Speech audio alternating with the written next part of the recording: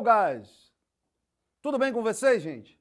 Então, para quem não me conhece, eu me chamo Patrick Ricardo e sou professor de Química e nessa nossa aula faremos uma abordagem do estudo físico dos gases.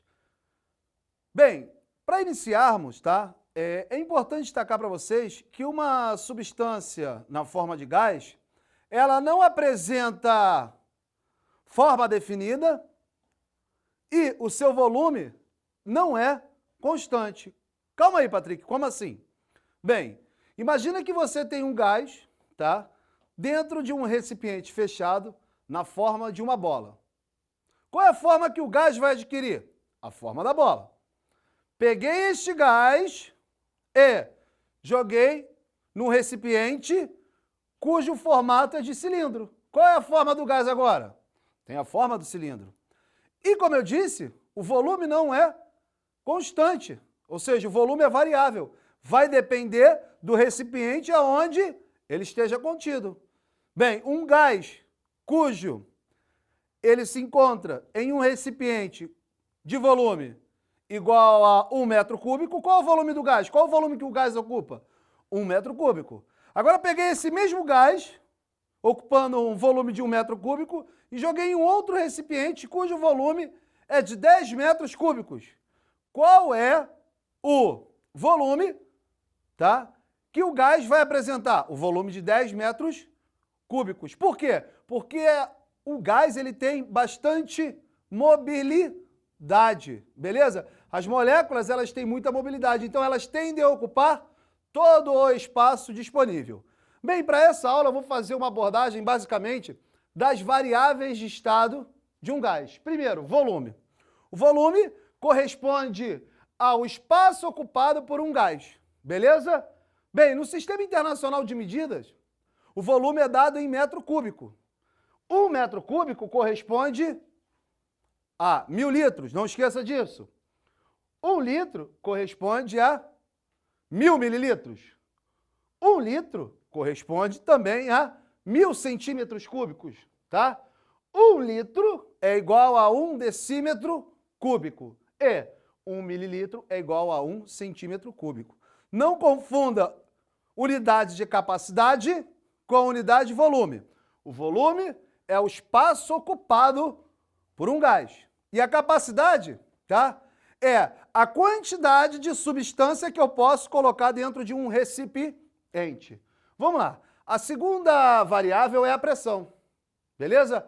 O que é a pressão? É a força por unidade de área. Bem, imagina aqui que eu tenho uma tampa. Aplico uma força sobre essa tampa, sobre essa área. A razão entre a força e a área é a minha pressão. Então, de novo, o que é a pressão? É a força aplicada sobre uma determinada área. Imagina que eu tenho aqui uma tampa e esteja empurrando ela. Estou fazendo uma força nesta superfície.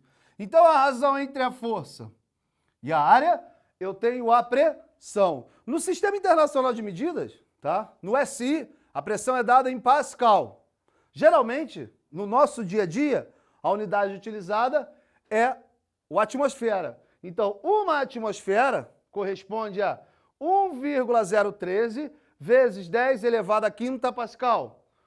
Uma outra medida é o milímetro de mercúrio. 1 milímetro de mercúrio é igual a 133,322 Pascal, PA. 1 atm corresponde a 760 milímetros de mercúrio. 1 atm é igual a 760 torr. Logo, 1 milímetro de mercúrio, 1 mmHg é igual a 1 torr. Vocês já devem ter escutado falar muito de pressão atmosférica. O que é isso, pressão atmosférica?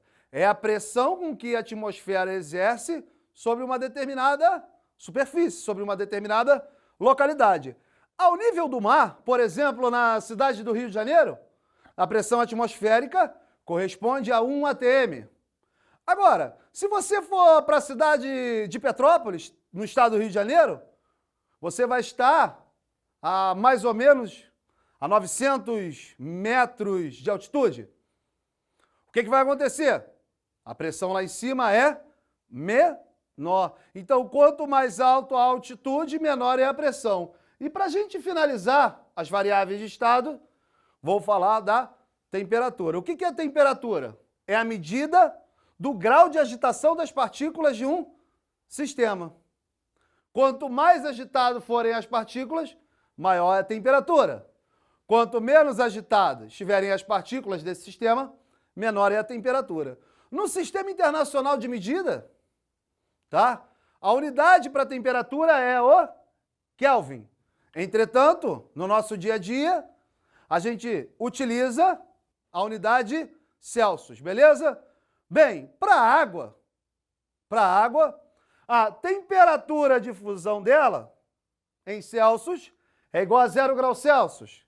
Na escala Kelvin, 273 kelvins. E a temperatura de ebulição da água na escala Celsius é igual a 100 graus Celsius. Ou seja, a água passa do estado líquido para o estado gasoso a 100 graus Celsius. Já lá na escala Kelvin, corresponde a 373 graus Celsius.